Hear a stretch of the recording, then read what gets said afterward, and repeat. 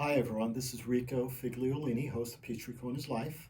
Appreciate you joining us on this live feed. This is actually the second one I'm doing today. I had Brian Johnson, city manager, on prime lunchtime with the city manager earlier today at noon. Of course, he was on the West Coast. And we're doing a video chat. Technology, I lost him a few times, he came back, but it was a good discussion. We discussed all sorts of things on what's going on with development in the city and out there on the West Coast at the World Mobile Congress that he was at.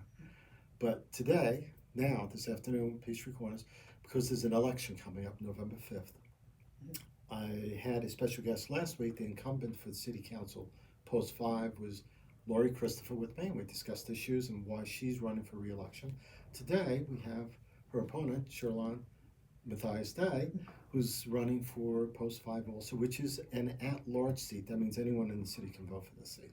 That's correct. Right. So I'm going to hand it over to you for a few minutes to tell us a little bit about yourself and why you want to be running for the city council seat.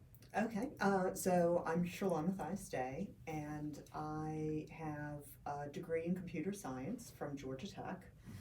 So I end up being a little bit of a non-traditional candidate because you don't usually get a lot of technology people running for office. I do actually write code, so that's what I do Really? for a living. Okay. Yep. And it was kind of a perfect storm of things.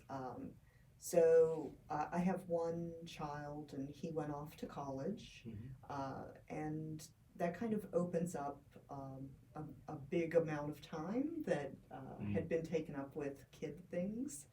And my husband and I started volunteering, and I was really looking for ways to give back. And throughout my career, I've worked at places and I've taken some risks because I've worked at startups. My husband has worked at startups, but I've never done anything like this. And I really wanted to take that risk, to take that step. Because I felt like this was the right time to do it. Now, you've lived in Peachtree Corners since when? 2002. So my husband and I moved to unincorporated Gwinnett in '97, and then we moved into our current home 17 years ago. And you have a son, I think? Yes. Norcross High School grad. Yes. So he did the IB diploma. He was in the band. So we were. How old is he now? He's going to be 21 in December. Okay. So he's a junior. So I can brag a little bit. My daughter, she's going to make eyes at me, or roll those eyes. She's doing the editing behind the camera. But she went to Norcross, the IB program. Very tough program. It is very tough. It is a very hard 2 years that they go through to get that diploma. So. Is he feeling good about school? Yeah, I think so. Is he following a little bit in your footsteps, or what is he doing? Yes, he is. So the funny thing is, both my husband and I have degrees in computer science. We met at Georgia Tech in computer science classes. He jokes that he dated the girl because when we were How many coding girls were there? Not too many back then. Well, back then there weren't too many. The ratio was a little worse at Tech. I think it's almost 50-50 now. Yeah. But my son's been coding since middle school at least. So Really? he's been programming extensively for many years. So this was his decision. We didn't push him into this, but I mean, I'm happy if he enjoys it. Yeah, totally. It's a field that lots of kids are getting into. Even if they're just doing WordPress websites. I mean, it's just, and that's not really programming in the same sense, I'm sure. Yeah. Right, so you have some roots here in the community. What do you belong to? Any organizations locally? Sure. So I've done different volunteering on and off. Over in the neighborhood I live in. So I'm in Peachtree Station, but I'm in the Stilson Circle part. Okay.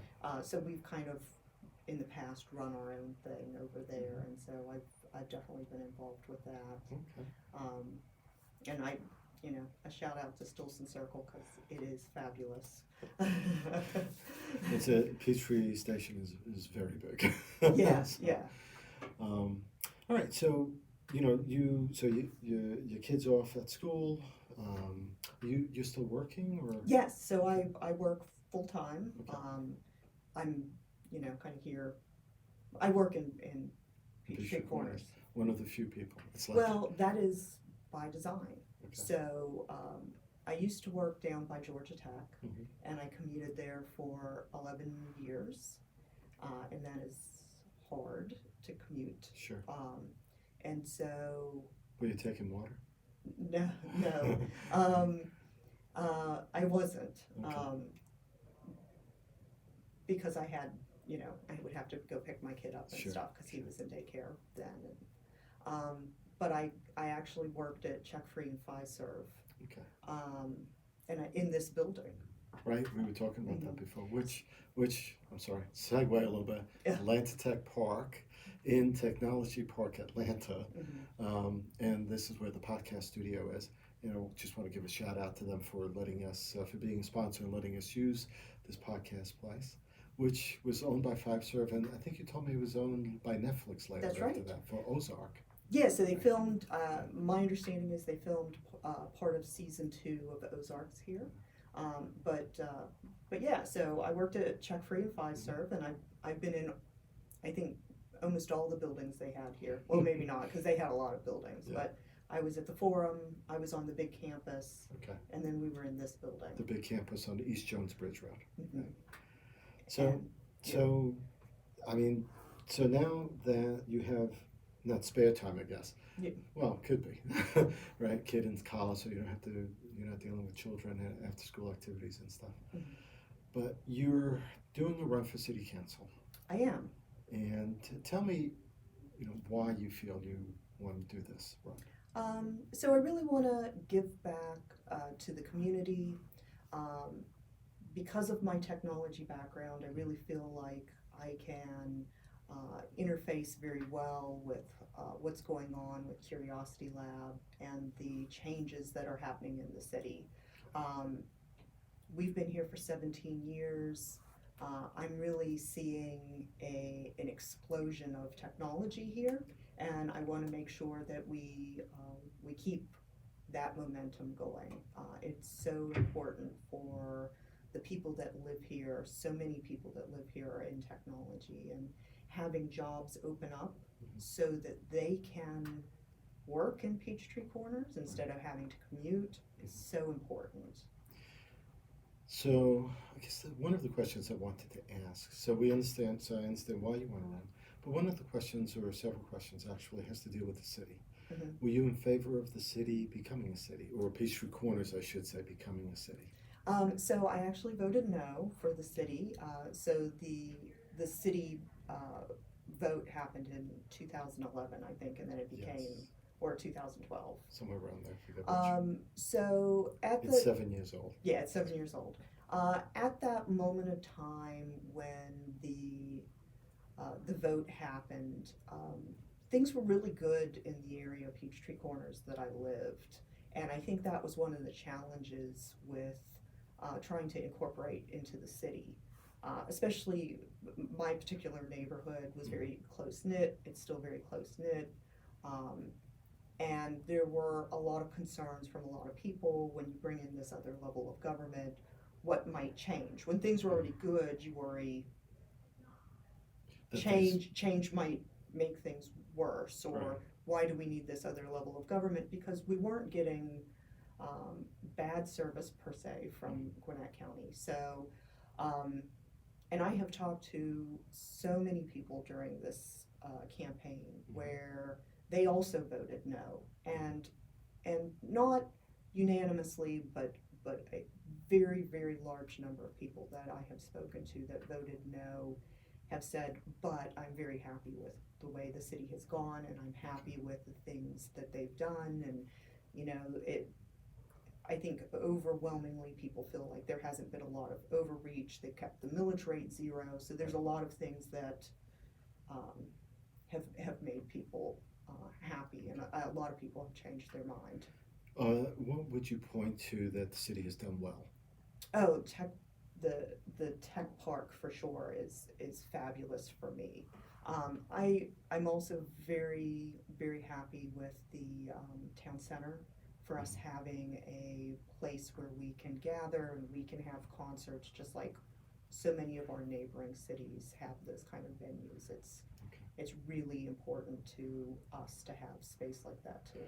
Are you okay with the way the city has handled, because there's been some discussion sometimes from different factions and stuff, as far as how the city has used money for purchases. For example, with the town center was one, with the Simpsonwood Park purchase, or, well, we gave some money, the Gwinnett County purchased it, but we did provide some money for, to complete the purchase. Uh, yes, I mean, overall, I think the city has been responsible with the money that they are kind of charged to handle.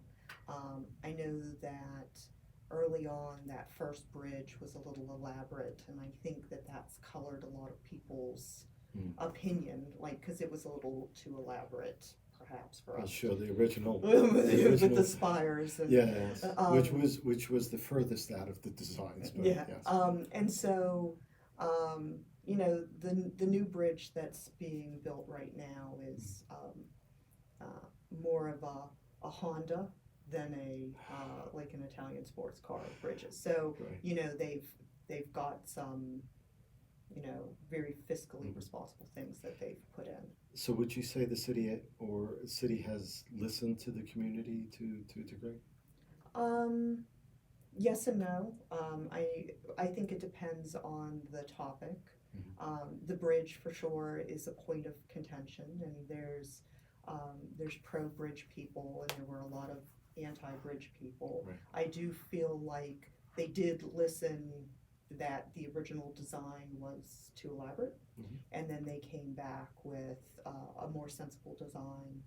I know the hotel and apartments on Peachtree Corners Circle, Right. maybe some people feel like that wasn't something that they were listened to. I know there was a big push against that, and we'll see what happens with the intersection improvement that's happening at East Jones Bridge and Medlock Bridge. So that's the next big one. Right. A lot of people are concerned about the Michigan U. Yeah, there's that. And I've been on a Michigan U in Detroit, so I can see how that feels. And it's not a bad thing. It's just people have to get used to it. When you first see it, it's a strange animal. But once you get used to it, it doesn't seem so bad. And the apartment, seven-story apartment complex that was part of that development deal to get the town center. Yeah. Because originally it was zoned, that whole land was zoned for apartments to begin with, for almost 300 apartments. Yeah. Oh yeah. So it was double the apartments that they actually can do now. And so there was a trade-off, obviously. Yeah. And, at this point with the apartment, do you think they handled that well, as far as, because the Indigo Hotel and the apartment complex have to be built hand in hand? Yeah, so I believe the hotel has to go in first. I think that's Yes, because of the way they did that, yes.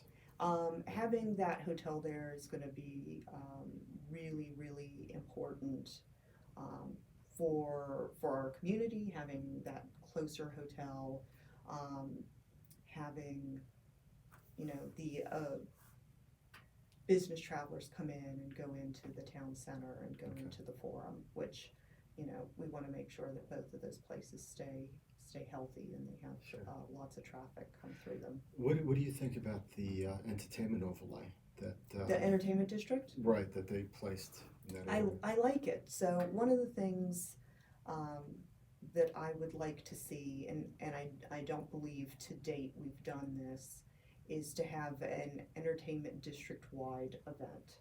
So there's been a lot of things at the town center, but there hasn't been something where there was like maybe an arts festival or something where there were things set up in all three of the locations, because the entertainment district is the the town center, the town green, Right. the forum, Mhm. and the Noble Finn Shopping Center. So Right. those three are the And actually, I entertainment. believe the other side where CVS is in Ingalls, I think that's part of that district. I don't know that it goes all the way to Ingalls, but Okay, I have to check that, but that's what I had thought. yeah. And so, but see, that's one of the things. It would be really nice to have an event where it's like, this is the entertainment district, Mhm. this is where it is, Mhm. these are the rules. Right.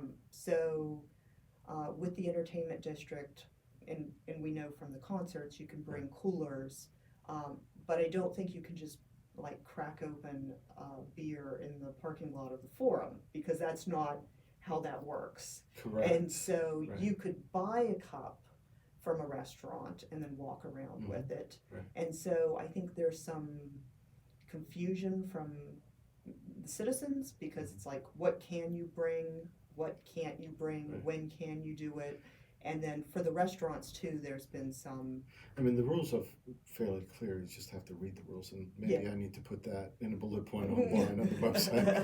'Cause the rules are fairly. It's about 12, 13. I forget how many pages, but it's fairly detailed about when you can, when you can't. Yeah. If it's a concert, if it's a yeah. And so, but having an event where it's like, this is what it is, everyone, welcome to the entertainment district. But that's just a thought. Do you think it's okay to, I know some people have for and against it. There's obviously a concert area, but you think a bar, or not a bar, a concert venue would be a good idea? Like Earth Fair has been talked about as a possible concert venue, although it's too small probably. But Yeah, and I think it's going to be a Liddy. and right now it's a Yeah, little. it's Is Little, Little L, is that how you pronounce it? I don't know. It's that LIDL. German, yeah, LIDL. Yes, it's like another Aldi. Aldi's, right? Yeah. In fact, I think it's the same familial people that broke up a company from a while ago. No, I think so. That's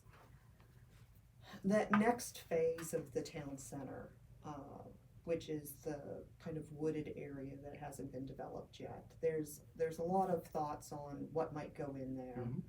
And one of them is an art center, which Mhm. sounds like it would be nice.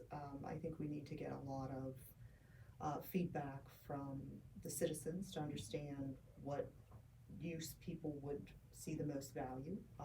And I think there might be some partnerships. So if there was an art center, it wouldn't be something necessarily the city was paying for completely. We would have partnerships to help pay for that. So And there's an arts council. there is an arts Right. council. And I think there's an authority, or they have the ability to create, because they're an authority, they have the ability to raise money or something like that. Yeah, and they did just, there was just an event maybe a month ago, Mhm. that 20s event at the town green, and that was to raise money for art for the roundabout. Oh, okay. So that was a fundraiser. Cool. So there you go, part of that. You talked about increased transparency, increased communications, data behind the decisions, hosting more town halls and listening sessions. Yes. So one of the things that a lot of people have asked me is, why was this decision made, or why was that decision made? And if you get on Nextdoor, you can see a lot of maybe complaints about the city doing certain things, and it's because people don't understand why those decisions were made. So one of the big things I would like to see is there's 2 city council meetings a month. One is the formal meeting where they vote, and then that's the last The fourth Tuesday. that fourth Tuesday. But the second Tuesday is the working session, Correct. which if citizens want to come in, get involved, that's the one to go to, because that's the more informative meeting. So presentations are done. That's where most of the discussions happen. So if you go to the formal council meeting, people will go, well, there wasn't a lot of discussion and we don't understand why they're voting, but it's because those discussions had happened in a prior meeting. Which are public meetings. by They the way. are. So They anyone can go to those meetings. Anyone can go to them, Right. but they're currently not recorded. And that's the thing that I think would be beneficial to our citizens. Recorded, like video recording? Or? Yes. So, just like this, if we could live stream them and then record them and then put them up online, because there's a lot of really great discussions that happen. Not everything that people are discussing, there's a lot of business as usual stuff, and Right. those meetings can be quite long. Right. But to have it where you could go in and actually see what's happening, and as somebody that was a full-time working parent, going and sitting in that room on a Tuesday evening, potentially the last working session. Some of the working sessions can be quite long, and the last one, we didn't get home till 11:30. I'm not surprised. This is why they Yeah. broke them up, because Yeah, originally they're was too long. right. I mean, when they were council meetings, Yeah. because then they did the work and the council stuff at the same time. And so, I think that if you've got little kids, if you work offset hours, it's not always possible to be in that room at that moment to see those discussions. And So you'd like to see an online yes. stream of the Yeah, and then a recording, and you could go back and watch it. And I think that that would really help. And and to break it up by topic. So if you look at the agenda and you're really only interested in, one thing, Right. you can go straight to that one thing and look at it. I think Brian Johnson and I have talked about time stamping video streams and stuff, Yeah. because it's just easier Yeah. to go 20 minutes in, an hour and 10 minutes in, than to watch the whole 3 hours of a city council meeting. That's it. And they can be long. And for sure, I mean, and there's reasons for that. Yeah. Right? You want to have full discussions of Sure. the issues. You want to know what's going on and stuff. So And some of the agendas are packed. I mean, Yes. they go through a lot of stuff. even for a light city, there's still a lot of things that you have to do. Yes. Some of the other stuff you talked about on your website, I'm just going through some okay. of those issues. Citizen commitment, we're talking about maintaining a zero millage rate, which it's already a zero millage rate. Right. Yeah. Increased walkability in Peachtree Corners, increased attention to the south side of the city. Which one of those three do you want to hit on first? So I'll just briefly say having a zero millage rate is very important. Unless something drastic happened, I can't imagine that would be something that the city would want to change. Yeah, I don't see that either. They're doing a good job there. What do you think about, and the walkability to me, I mean, I forget how many miles of pathway and The multi-use trail, right? yeah. So one of the things, so I did create a group where we actually are focused on walkability in Peachtree Corners, but it's really in areas where people might not have cars. It's called a walk in my neighbor's shoes, and we actually go out and we walk those places where you might have a lot of people that walking is their only option. And I've partnered with some of our citizens that are very civically engaged. They live in the apartments down there, and we've taken a little break because of the election, Right. but we're going to start back up as soon as the election's over. And they're actually the ones that are driving where we go walk, because it needs to be people that are experiencing it, people Sure. that have said, this area doesn't have streetlights, there's no sidewalks, and there's a big population of people that walk, and so we're going to be exploring that. And whenever we do that, I'll write up a little something and I'll give it to Brian Johnson. He gets like a little book report from me, like this is what it's about. Um, What about talk about walkability? I mean, we have the bridge that's being put up here, and I think by late January or something, they're going to close the roads, is what Brian told me, for just 2 days, 48 hours, to be able to put the bridge, because it's coming they in have to. one piece, and they're going to sit it right there. But they're also, and part of the original plan was that there'd be another bridge down by Chick-fil-A, that area. Yeah, the Aldi's and Publix. Right. I think I think this bridge is going to be good. When we've had the concerts, I've been just amazed at the number of people that have walked to those events, both West Jones Bridge and East Jones Bridge. I do think that the bridge is going to get used. But my preference is that first bridge I would have liked to have seen go down by the Aldi and Publix, where you've got a lot of people that are walking to go get groceries and kind of using it year round. So you're in favor of the bridge down there now? I would, yes. I think it would do a lot of good. I think it would help a lot of people with just kind of daily activities. Any other attention to the south side of the city that you think that the... Sure.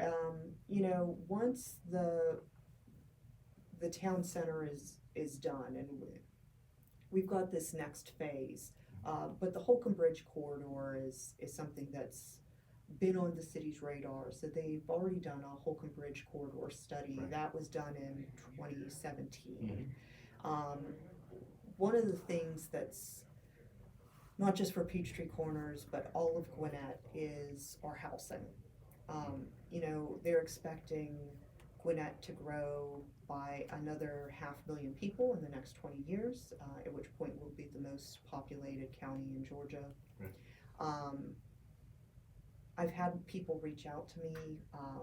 They live here in Peachtree Corners. They're currently renting. They want to buy their first house, and there's just not a lot of things that are starter homes available. So, I want to make sure as we look to the future that we have like a nice spectrum of housing prices. People like to talk about affordable housing, but what we need is a spectrum of housing prices. A lot of the new development that's come in have been 400 plus. There's new townhomes that are going to potentially go down in Mechanicsville, but those are going to be like 300. And so, we need to make sure we have some starter homes too, so that... So how would you do that? Let's dig it just a little bit into the weeds, because yeah, it's easy to say that. yes. But how do you do that? How do you incentivize development to be able to do that? Sure. So we have to make sure that we can allow the density that's going to make it, at the end of the day, all of this has to be profitable for the developer that's coming in. Right. And so we need to make sure that they can put the density in that they need to make it profitable.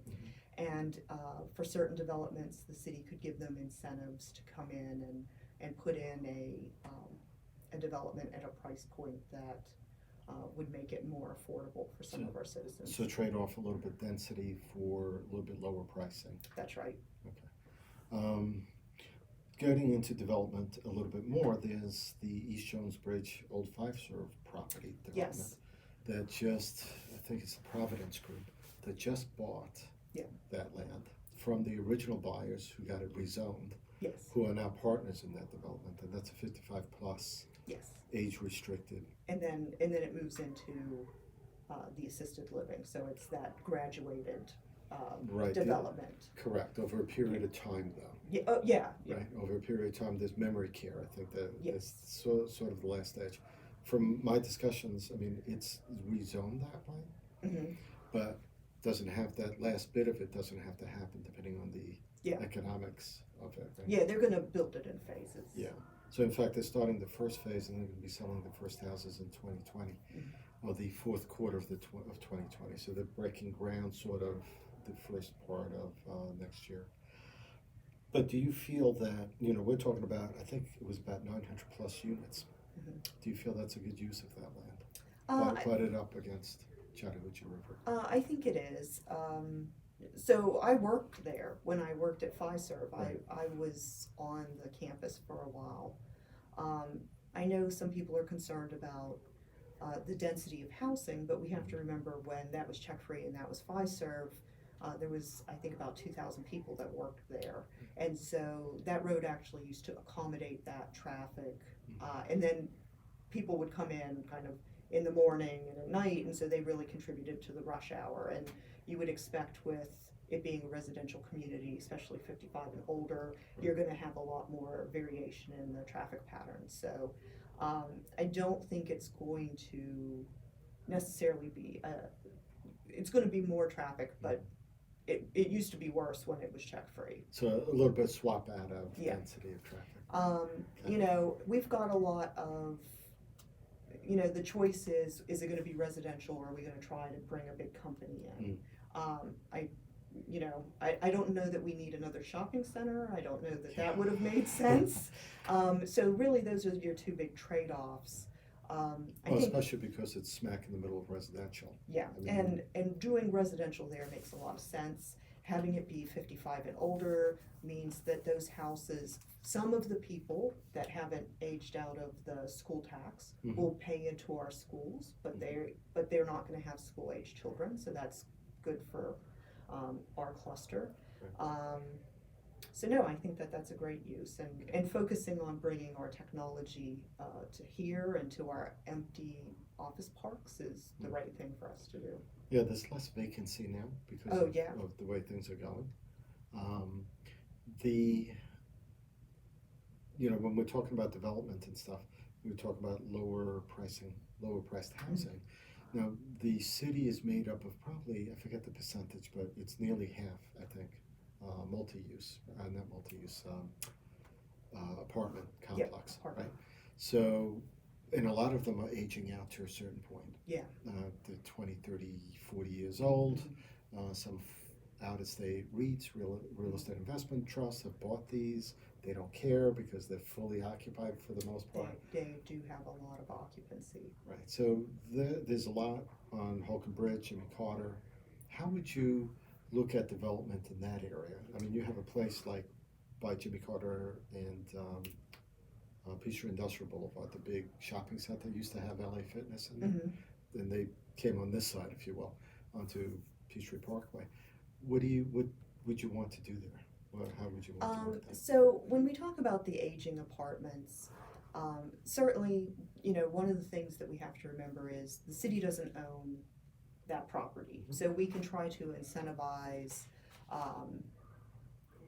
work being done on those apartments. But one of my big concerns is, the reason those apartments they're like 97% occupied, they're very, very full, is because people need a place to live at that particular price point. And so we have to be cautious if we're talking about knocking those down, if that's the discussion, that we don't displace people that might not then be able to live in Peachtree Corners, that it becomes unattainable. So that's certainly something I'm concerned about, and those are things that the city can do to incentivize, but it's going to be a challenge when they're making money and they don't have to do a lot. I mean, we see that with the Gwinnett Place Mall, which luckily is up for sale. I mean, that has Actually, legitimately up for sale. It's been up for sale for a long time, but now it's legitimately up. I mean, it's been an eyesore for Gwinnett for at least 10 years. Mm-hmm. It's really been under occupied, and it's been very, very difficult for the county to get anything done there because if the people that own it don't want to do something, then it's a write-off for them. Half that mall is, I mean, that's where The Walking Dead, I think, the inside. There's Stranger Things. Stranger Things was used, right? Yeah, Stranger Things. Yeah, it's another Netflix original. So, just to piggyback a little bit on that, would you be in favor of higher density, seven-story? Because right now, I mean, in certain parts of Peachtree Corners, and people may not realize this, along Peachtree Parkway, you can build with a special use permit a 7-story mid-rise building, almost any stretch of Peachtree Parkway going south. So this is my personal thoughts on it. When you go down into Brookhaven and then you see these large multi-tenant buildings and they kind of line both sides of Peachtree Industrial down there, I really wouldn't be happy seeing that on Peachtree Parkway or maybe even Peachtree Industrial.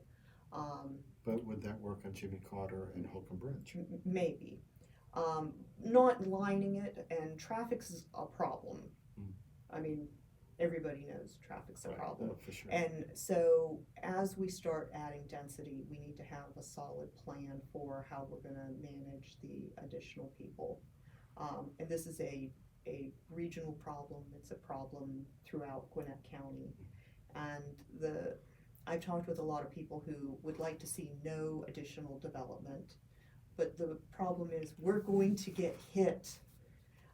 There's a saying when you talk about development is if you don't allow that development to happen in your city, it's going to happen in the next city, and you're still going to be impacted.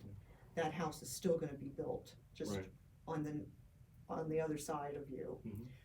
And so that's what we're seeing. We're seeing Johns Creek and we're seeing Swanee. They're really doing a lot of development, and we are going to be impacted by their traffic. And development that actually grows the city, and those cities are growing in a good way. It's not like they're growing in a bad way. No, they're not growing in bad ways. The just to and by the way, there's empty lots along Jimmy Carter and Holcomb too, or even office buildings that essentially because of the way they're zoned, some of these places can have more units built there. Yeah. Well, and you know, it depending on what happens with Gwinnett County, you know, one of the things that they wanted was to put a transit hub potentially down there on Holcomb Bridge, which would be very good in terms of being a catalyst for development. So I was going to ask you that too. That's segueing a little bit. You mentioned transportation and stuff and traffic. MARTA, would you be in favor of that coming into Gwinnett County? Yeah, so I actually did some volunteering and canvassing for the MARTA initiative. I know a lot of people are upset about the MARTA piece of it, and part of the transit plan was to bring the heavy rail in, and by law in Georgia, MARTA is the only supplier of heavy rail. So it was, if you want heavy rail, MARTA has to be involved. I struggle with, whenever I go to the Doraville station and then I have to go into the city, I'm amazed at how fast it is versus how long it would take me if I was actually in my car. So to have a closer transit station would be great, but I don't know from here that the transit station that they're talking about where the heavy rail would go would be really any closer than the Doraville station was. Right. Well, I think they were talking about 85 and Jimmy Carter, taking it up that route. Yes. Which makes more sense, I think. To go up. Yes. Right. And then the multi-transportation buses. So the light rail, the bus rapid transit. Right. So definitely having bus rapid transit, which would have come out of if we had a transit hub. You think that would have been okay at Jimmy Carter and Spalding? Because that's where they were thinking, I think. I think they were talking about the old, maybe the old Outback. Correct. Yeah, so I think it would be nice there. It would be pretty central to the city. You could park. If you had something that was fast or a dedicated lane down to the Doraville station or to the other station, it would make using MARTA a little faster and a little more efficient. Do you think, I had talked about the idea of if that hub was there, of doing multi-use development around that hub? I think that would be a natural thing. It would be a very organic growth that happened when you put in a big transit station like that. Naturally, developers are going to want to come in. Another thing down there that I'm very in favor of is the Crooked Creek Trail. Right. So we took part in the Crooked Creek cleanup this year. I don't know if you've ever been down in there. No, but Lori Howard sends me pictures. Lori's a friend. Yeah, she's a good woman. It's good family. It's so funny because we met in the parking lot by the Popeyes there. So you're right, like you're in Popeyes parking lot, right? And then Bob had cut a trail for people, and then you just go back into the woods, and then it's like this amazing, like it's not waterfalls, but it's this natural, and you're like, how is this here in the middle of our city, and it's right behind the Popeyes, and you don't even know that it's here. Yeah. And so to build out, and the city has approved the feasibility study, and then it'll tie into trail systems that are being planned for, I think, Doraville and Sandy Springs. So it's going to tie into a bigger trail system. Right. And then if we build something like that out where because right now it's hard to get back there. Like you need a guide. For sure. There's no natural paths going back. Mm-mm. Yeah. And having that is going to bring in kind of a new thing to the city that we don't have. It's a new park, it's a new feature, and I think that's going to bring some organic development too. If that's available, people are going to want to build around that. Cool. We've reached towards the end of our time, but I appreciate you coming out to do this conversation. Well, I appreciate you doing this. You do a good service to our city. Thank you. So at the end of this time, I guess you should, every politician that comes on with me that I talk to, no, I shouldn't say politician, but individual that have an interest in serving government and serving the people actually through government, I've always asked them to ask for the vote. I come from New York, and if you don't ask for the vote, you're not going to get it. So ask for the vote, tell them why you want them to vote for you. Sure. So first of all, I have a website. It's electcherlon.com. I also have a Facebook page, which is the same, Elect Cherlon. One of the reasons I'd like for your vote is I'm going to bring a new perspective. I really want to work to increase our communication. I want to help get people's voices heard. I want to make sure that Peachtree Corners stays amazing. I want to make sure that our technology continues to grow. So please consider voting for me. You can always email me if you have any questions. Cool, thank you. So I want to say thank you to everyone for joining us. As I mentioned, there was the Prime Lunchtime with Brian Johnson as well today, so check that out on our Facebook page. And once you get the podcast, if you're listening to this from iTunes or iHeart, Spotify, just leave a review, especially on iTunes. That helps us. Thank you, everyone.